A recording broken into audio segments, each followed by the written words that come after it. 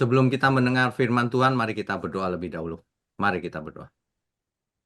Bapa kami yang di surga, kami sungguh mengucap syukur memiliki Bapa seperti Engkau. Ajari kami terus menjadi anak yang berkenan bagimu, yang menjadi seperti Tuhan Yesus. Biarlah di siang hari ini, pagi menjelang siang ini boleh menjadi momen penting dalam hidup kami, sehingga kami dibukakan, dicerahkan pikiran kami, perasaan kami, semuanya. Agar kami benar-benar hidup seturut kehendak Tuhan. Tidak hidup sia-sia. Jadikan hidup kami ini hidup yang penuh makna Tuhan. Sebelum kami menutup mata. Terima kasih. Hanya dalam nama Tuhan Yesus kami berdoa dan mengucap syukur. Amin. Amin. Ini nggak ada bapak-bapak ya, semua ibu-ibu ya. Oke, Iya, selamat. Kak. Ya, selamat siang, Shalom. Baik, eh, Shalom. di pagi hari ini kita akan mempermasalahkan apa sih hidup wajar itu, ya. Wajar, kalau kita bicara soal wajar itu wajar menurut siapa? Nah, inilah. Sebab dunia memiliki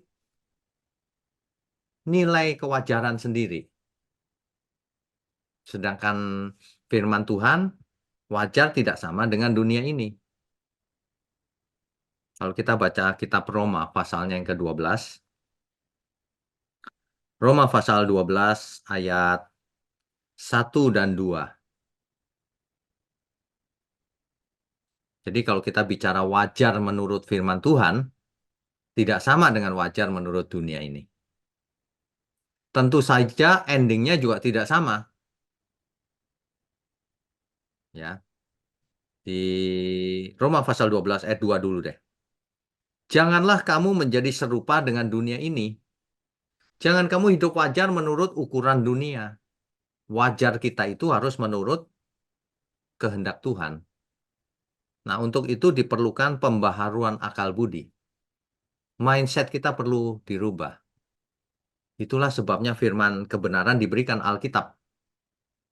Jadi, Alkitab jangan dipikir hanya berupa nasihat-nasihat yang tidak perlu dipraktekkan, bahwa justru Alkitab ini mau mengubah mindset.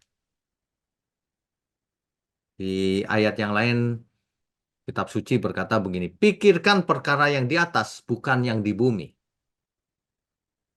Dalam bahasa sederhana kita ya, jangan jadi orang itu jangan short-sighted. Short-sighted itu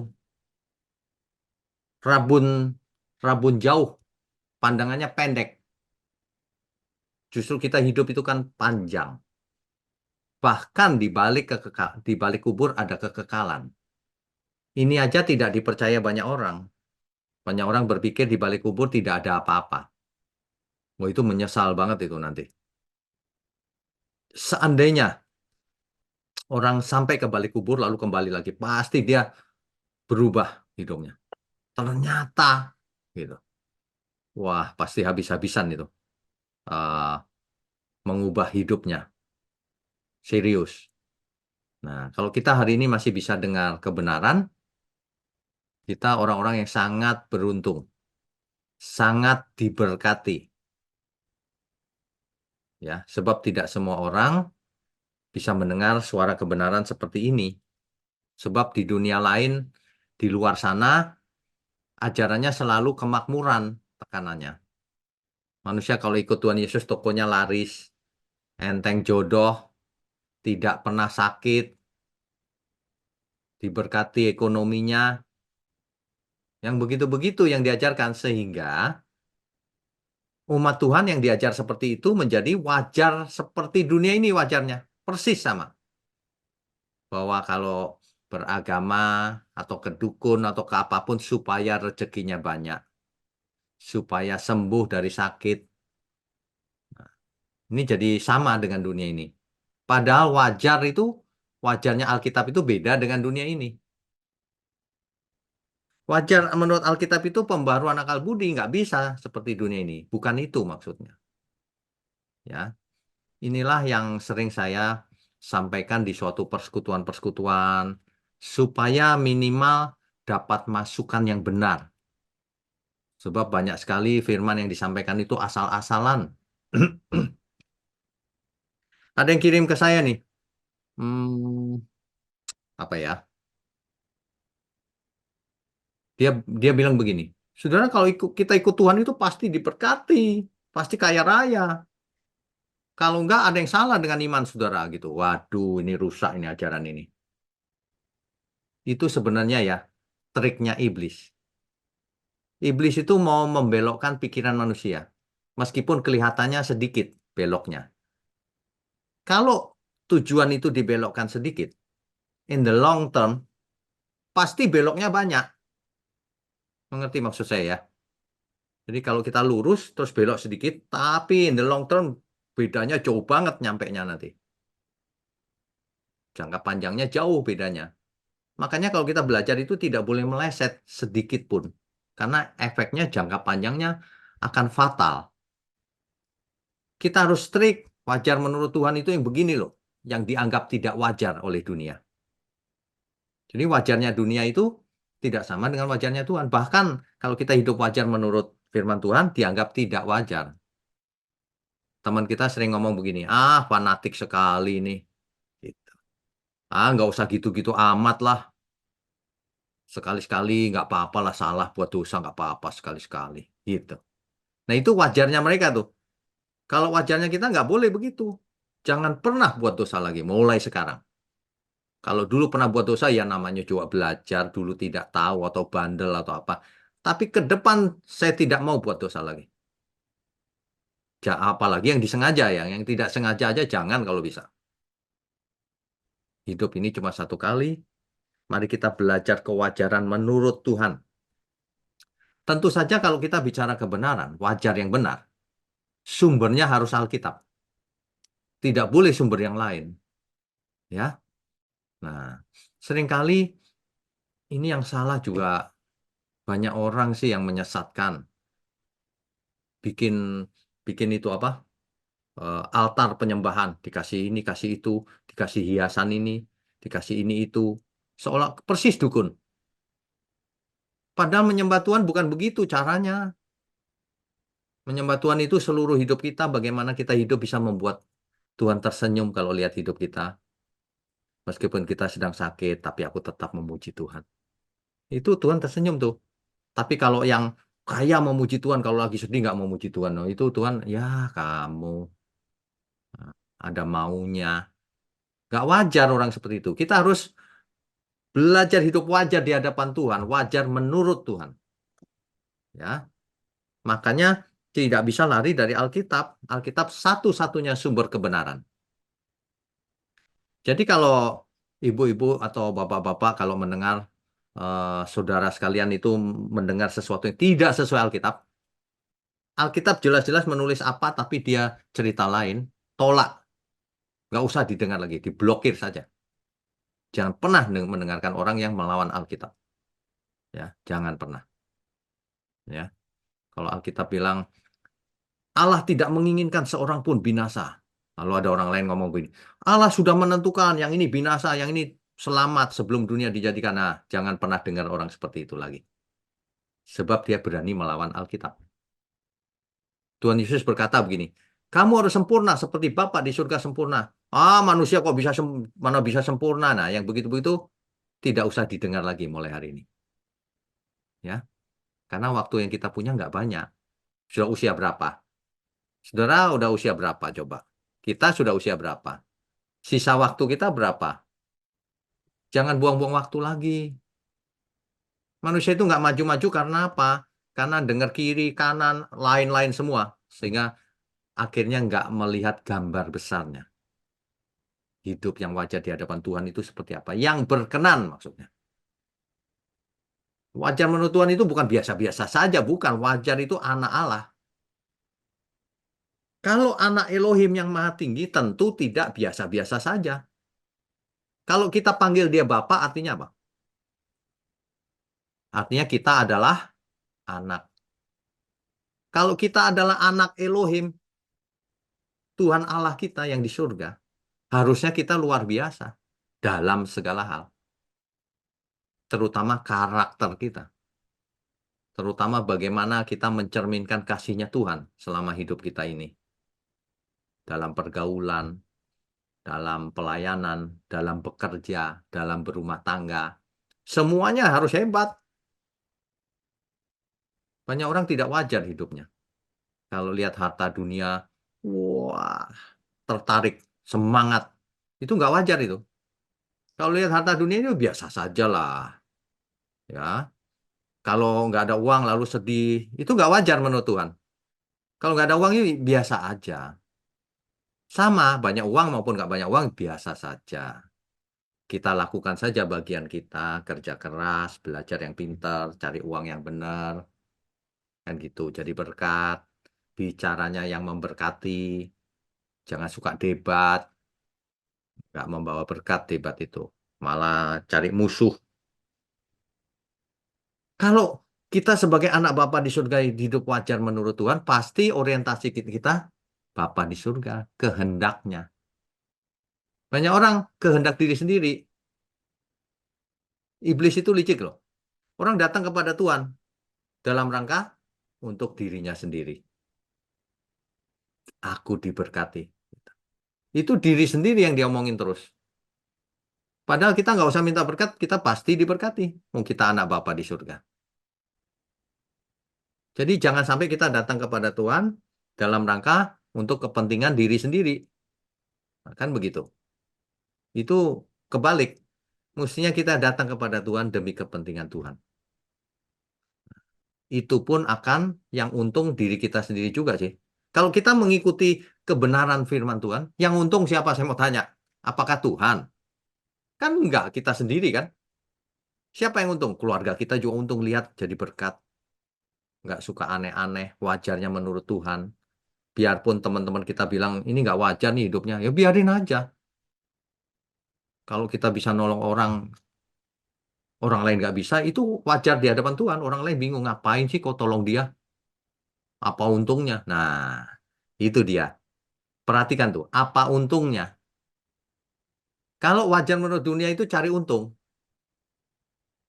Kalau wajar menurut Tuhan itu cari perkenanan Tuhan, meskipun harus merugi. Itu bedanya. Nah, selama ini jarang sekali diajarkan bahwa kita itu harus berkorban, merugi untuk banyak orang, menjadi berkat maksudnya. Itu yang jarang diajarkan selama ini sehingga orang hilang, nggak jadi berkat hidupnya. Padahal sudah diberkati misalnya. Nah, itu itu perlu ditekankan loh. Jangan sampai kita merasa selamat, padahal belum. Aku anak Bapa di surga. Bapak di surga bilang gini, anak yang mana? Oh, hidupmu untuk diri sendiri terus. Nggak memikirkan pekerjaan Tuhan, nggak memikirkan saudaramu, nggak memikirkan sesama. Egois banget. Nah, yang gitu-gitu kan jadi jadi rugi hidup kita. Padahal ya, sisa umur yang kita punya ini, selama kita hidup ini satu-satunya kesempatan untuk belajar. Belajar apa? Belajar hidup sebagai anak Allah. Kalau kita anak Allah, wajarnya ya hidupnya sebagai anak Allah. Jangan statusnya anak Allah, hidupnya sebagai anak setan. Nah, itu kan tidak wajar. Hidup anak Allah ya harus hidup sebagai anak Allah. Kau panggil dia Bapak ya kau hiduplah sebagai anak Allah. Kalau orang lain nggak panggil Bapak ya terserah mereka. Kita harus konsisten kalau kita panggil dia Bapak, jadilah anak yang baik, yang berkenan bagi Bapaknya. Kan begitu. Di kitab Ibrani dikisahkan ada dua macam anak. Ibrani pasal 12 ayat 6 sampai 8. Ini sering dibaca sebenarnya. Cuman hari ini coba kita baca sekali lagi ya. Ibrani pasal 12 ayat 6 sampai 8.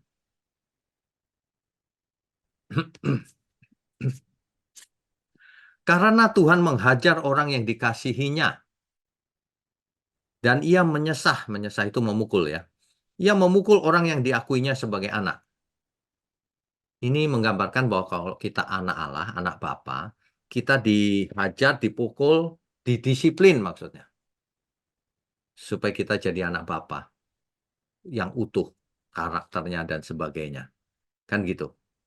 Nah, tapi kita lanjutkan ayat 7 ya. Jika kamu harus menanggung ganjaran, menanggung beban, Allah memperlakukan kamu seperti anak, dianggap anak. Seorang anak diajar sama orang tuanya, dididik, suruh sekolah, suruh ini, suruh itu, dikasih beban. Ya. Di manakah terdapat anak yang tidak diajar oleh ayahnya? Nggak ada. Seorang ayah yang baik pasti mengajar anaknya. Ayo belajar. Malas dijewer. Ayo. Ada nggak seorang anak yang bilang, jahat sekali bapak ini, jewer aku. Sakit jadinya. Padahal itu untuk kebaikan. Nah, ya. Ayat 8. Tetapi jikalau kamu bebas dari ganjaran, yang harus diderita setiap orang. Perhatikan nih. Yang harus diderita setiap orang. Artinya kita semua harus menderita ganjaran itu. Bukan menderita miskin dan lain-lain. Bukan. Mendapatkan beban. Yang dikalimatkan dengan kalimat lain itu memikul salib kita. Setiap kita ada salib. Harus pikul salib. Yang harus diderita setiap orang, maka kamu bukanlah anak, tetapi anak-anak gampang. Kalau orang sampai nggak mau tanggung jawab, hidup sendiri aja susah, nggak mau aku mikirin orang lain dan sebagainya, itu bukan anak Bapa di surga. Itu anak gampangan namanya.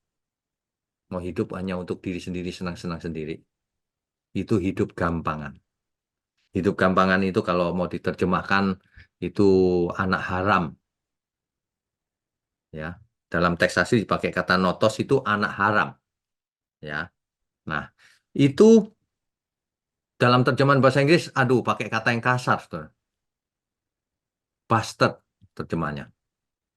Jadi kalau sampai Tuhan bilang anak ini ya bukan anakku, maunya hidup enak tok, datang kepadaku cuma minta uang, nggak mau dididik, tidak memuliakan bapaknya, malah malu-maluin bapaknya, kemana-mana bikin onar, tidak jadi berkat, tapi ngaku anak Allah, kan malu-maluin tuh namanya.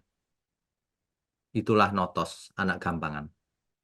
Jangan sampai kita jadi anak gampangan. Di mana-mana diajar saya perhatikan supaya orang jadi anak gampangan tuh. Waduh, mengerikan. Makanya kalau saya bicara itu agak keras itu maksudnya itu. Supaya orang tidak terjerumus menjadi anak gampangan. Ya, jadi ciri-cirinya sederhana. Apakah kita mau pikul salib, bertanggung jawab hidupnya bagi Bapa di surga, bagi Tuhan, atau tidak? Itu saja.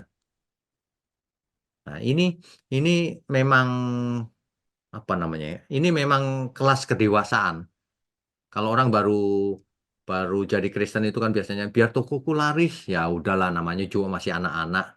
Tapi kalau kita sudah lama jadi mengaku percaya, kan nggak begitu terus, kan begitu ya. Seperti seorang anak kalau kita punya anak kecil, lucu kan, ngompol pun kita senang, kan gitu. Tapi begitu besar masih ngompolin kita terus, banting. Nah, itu nggak besar-besar artinya, something wrong, ya. Makanya harus dididik. Ketika besar kita nggak gendong-gendong lagi, tapi dijewer. Kamu nggak bikin PR ya. Nah, itu masalah, masalah di situ. Jadi seolah-olah anak suka, kalau dihajar itu suka salah mengerti. Tapi siang hari ini kita mengerti di kitab Ibrani. Memang begitu Bapak yang baik. Mengajari anaknya dengan keras supaya pintar, cerdas, kuat.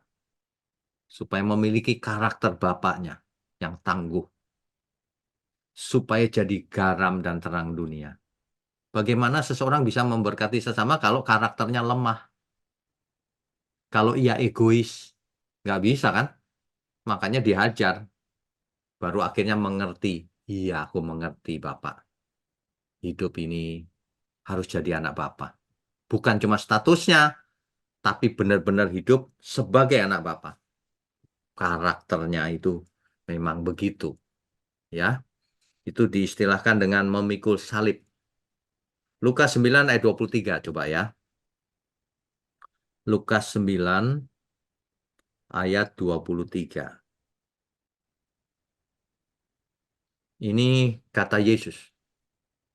Katanya kepada mereka semua, setiap orang yang mau mengikut aku, Ia harus menyangkal dirinya, memikul salibnya setiap hari dan mengikut aku. Memikul salib setiap hari. Artinya seluruh hidup kita, kita harus memikul salib kita. Jadi orang yang ikut Tuhan Yesus wajarnya itu pikul salib. Seperti Tuhan Yesus pikul salib. Tentu saja bukan maksudnya salib secara fisik ya. Ini kan figuratif. Pikul salib itu beban yang harus kita pikul. Yang diberi banyak, dituntut banyak. Kalau seseorang suaranya bagus, persembahkan untuk Tuhan. Kalau seseorang yang pintar, persembahkan kepandaianmu untuk Tuhan. Apa yang kau lakukan untuk Tuhan. Dan lain-lain. Tuhan memberikan peringatan atau pelajaran itu tentang perumpamaan talenta misalnya. Kan semua yang ada pada kita ini titipan Tuhan. Talenta ini. Aku punya bisnis, punya karir, punya keluarga, punya anak. Semuanya kan titipan Tuhan sebenarnya. Ayo, kamu bertanggung jawab nggak punya semua itu? Kamu kasih atau kamu malah ajak berantem? Kamu bawa ke hadapan Tuhan atau kau biarkan anakmu itu? Nah, itu tanggung jawab kita loh. Nanti ketika tuannya itu datang lagi, dia tanya, untuk apa talenta yang kuberikan itu? Waduh, kalau tidak bertanggung jawab, itulah ciri hamba yang jahat. Kalau bertanggung jawab, kulakukan Tuhan, seturut kehendak Tuhan. Wah, mantap. Bagus, hamba yang baik. Nah, makanya ya, di dalam hidup yang sekali ini, kita itu jangan ikut ajaran yang salah, saudara. Ajaran yang salah itu cenderung mistis. Cenderung mistis. Kalau mau pinter, berdoa, dikasih minyak, air didoain. Yang mistis-mistis begitu. Mau pinter, belajar. Mau sehat, jaga kesehatan. Bukan makan sembarangan, imani saja, Pak. Ngawur itu. Makan sembarangan, imani saja katanya. Didoain supaya makanannya jadi sehat. Kan ngawur ajaran-ajaran itu. Kalau mau beneran anak Bapak di surga, makan yang bener kalau mau sehat. Begitu. Bukan minta didoain. Tanggung jawab. Ya. Jadi wajar di mata Tuhan itu kita bertanggung jawab hidup kita kepada Tuhan. Itu wajar menurut Tuhan. Coba kita bayangkan deh, Bapak di surga gitu lihat kita ya, ini anakku loh ini. Wajarnya gimana harusnya? Kalau ini anakku, mestinya dia hidupnya begini loh mestinya. Kok begitu ya? Begininya itu bagaimana? Sesuai kehendaknya dong tentunya. Bertanggung jawab. Ia tahu untuk apa ia hidup. Bagaimana ia hidup. Bagaimana ia hidup sebagai anak Bapa di surga di bumi ini. Mestinya kan begitu ya. Sayang sekali di dunia ini memang nggak sempurna dan ada iblis yang selalu mensabotase. Ajaran-ajaran dirubah-rubah, ya, dibelokkan ke harta dunia, dibelokkan ke suksesan dunia, dibelokkan ke kesembuhan fisik. Ya semua itu memang perlu, tapi bukan yang utama. Yang utama malah nggak ditekenin. Ini ciri kepalsuan. Ini ciri ajaran yang tidak benar. Ciri ajaran yang benar itu tekanannya itu karakter supaya hidup kita wajar di mata Tuhan, bukan di mata dunia. Supaya kita berubah sehingga ketika kita bergaul pun orang akan melihat pergaulannya mantap nih, membawa berkat, menyebabkan kita berubah, mengerti untuk apa hidup, makna kehidupan ini untuk apa, mau dibawa kemana hidup kita, dan kita pun mengerti nanti kita menutup mata, langsung kita ke Firdaus bersama Tuhan. Tenang, damai sejahtera itu. Damai sejahtera versinya Tuhan. Jadi kalau kita memang anak Bapa di surga, wajar dong kalau kita memiliki damai sejahteranya Bapa. Justru tidak wajar kalau kita hidupnya nggak damai sejahtera sekarang ini. Beda ukurannya. Wajar menurut dunia beda dengan wajar menurut Tuhan. Bertolak belakang malah. Orang yang mengejar wajarnya menurut dunia malah kehilangan damai sejahtera. Orang yang mengejar damainya Tuhan malah damai. tenang. Tuhan Yesus itu mengajar dengan kalimat yang sangat eksplisit loh. Datanglah kepadaku, semua yang letih lesu berbeban berat. Aku akan memberikan kelegaan bagimu.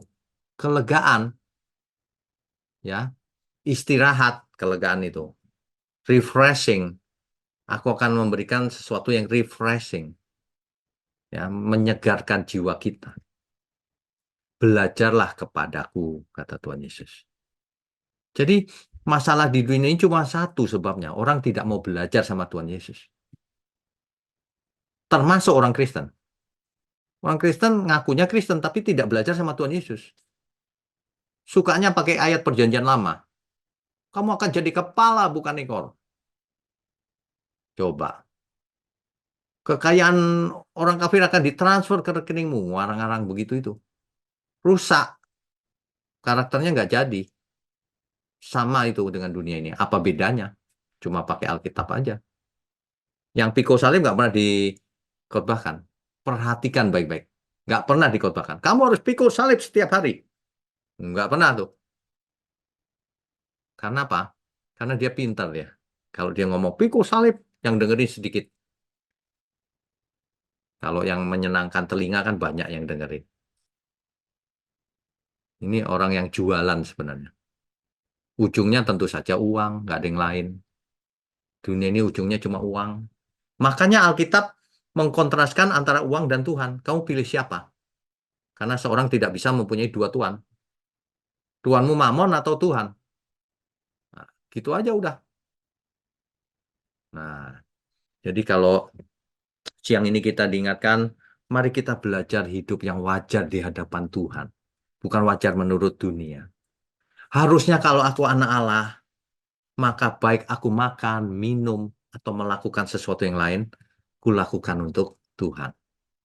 Kan mestinya begitu kalau wajarnya anak Allah itu.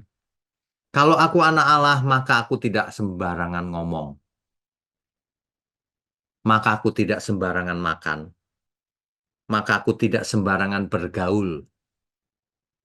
Maka aku akan memperlakukan keluargaku, kubawa kepada kehadirat Tuhan. Kan wajar dong itu, logis. Logis atau wajar? Logisnya begitu. Banyak orang tidak logis, tidak wajar. Keluarganya dibiarin binasa nanti. Jangan. Ya kita dulu memang tidak mengerti sih dulunya. Tapi kalau siang ini firman Tuhan disampaikan, kita menjadi mengerti. Pelan-pelan kita lakukan, meskipun nggak langsung bisa ya. Kadang suami bandel, nggak percaya Tuhan dan sebagainya. Gimana ya caranya ya? Yang pertama taruh beban itu dulu. Memang nggak langsung bisa ya. Nggak segampang itu memang. Tapi bebannya harus ada di hati. Kapan ya suamiku bisa mengerti ya, misalnya gitu. Atau istriku atau anakku. Pelan-pelan dinasihati. Gitu loh. Paling susah itu kalau orang nggak kenal Tuhan, sudah tua. Susah. Anak-anak juga susah, yang udah sekolah di luar negeri susah biasanya. Di luar negeri suasananya sekuler sekali kan.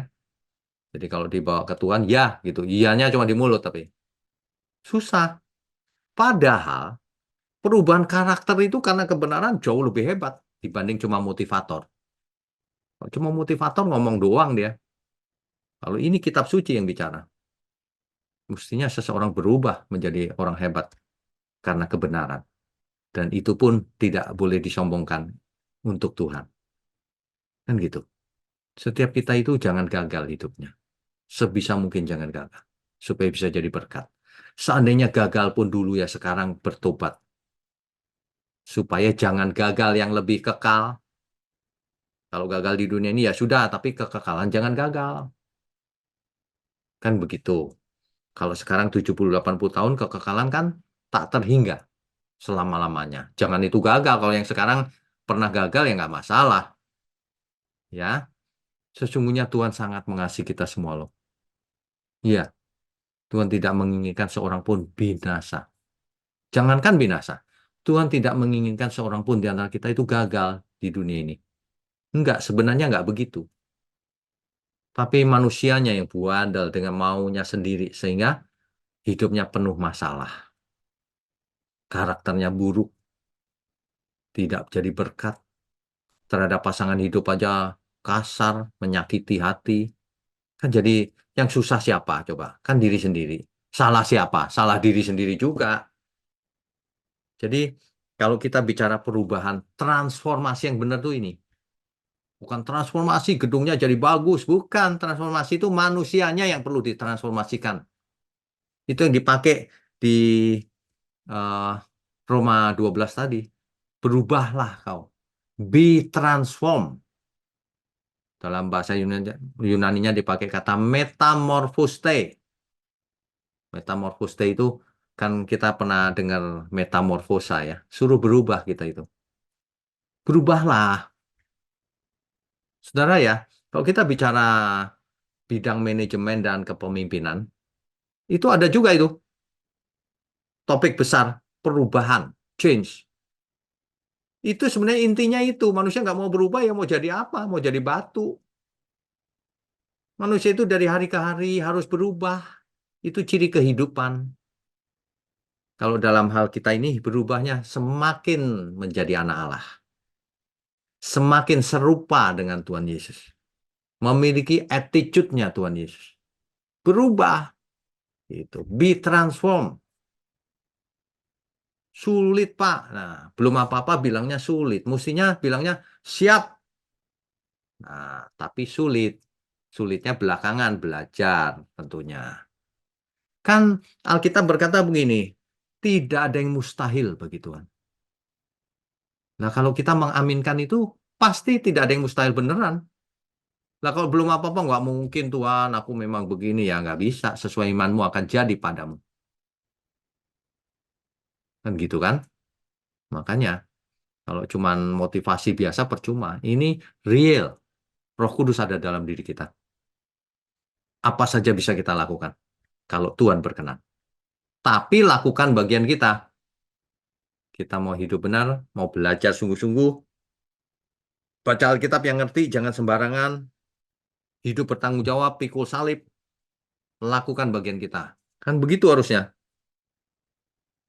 Karena yang namanya iman kan bukan teori, harus nyata dalam seluruh hidup kita, ya. Jadi saya berharap PD Iktus ini, saya sudah lama ya, bertahun-tahun kita kenal ya. Saya berharap makin lama makin dewasa. Dan kalau setiap kali kita ketemu ada perubahan. Perubahan itu kan nggak langsung besar memang, tapi mulai berubah. Ya, Bapak Ibu Saudara kalau perhatikan hidup kita, berubah nggak? Berubah dong ya, dari tahun ke tahun, berubah, makin ngerti, meskipun ada yang cepat, ada yang pelan. Tapi harus ada perubahan, jangan jalan di tempat gitu. Wah, kalau yang jalan di tempat itu susah itu nanti. Nah, ini ini nasihat yang bisa kita lihat kita dengar, kita pelajari di siang hari ini. Sebelum itu saya mau ingatkan satu lagi, sebenarnya Tuhan sudah berikan semua yang dibutuhkan manusia supaya jadi anak Allah. Yang pertama kita sudah diampuni bukan dosa kita. Coba kalau kita nggak diampuni, jadi apa kita? Oh kamu dulu begini kan, begitu kan, habis kita. Jadi rempeyek kita, hancur. Ya, kita sudah diampuni. Makanya jangan buat dosa terus, sudah diampuni. Segala sesuatu ada batasnya, ya. Kalau mau sedikit agak tegas itu don't push your luck, ya. Ada batasnya. Masih ada waktu, tiba-tiba serangan jantung mati. Ya, jangan don't push your luck. Segala sesuatu ada waktunya. Kita sudah diampuni. Kita tidak bicara dosa lagi. Kita bicaranya bagaimana kita berkenan kepada Tuhan. Kan begitu harusnya, wajarnya. Yang kedua, kita sudah dimateraikan oleh Roh Kudus. Roh Kudus dimateraikan dalam hidup kita. Coba sebagai tanda bahwa kita ini milik Tuhan.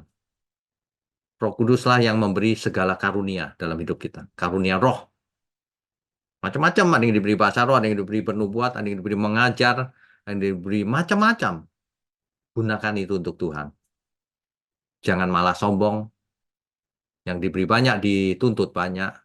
Karunia makin banyak, tugasnya makin berat. Itu yang benar. Kalau dikasih karunia sombong itu karunia palsu itu pasti. Ada banyak orang berbahasa roh tapi sombong, merasa lebih rohani dari sesamanya. Itu karunia palsu itu pasti. Ya, ciri-ciri kebenaran itu kelihatan dari karakternya.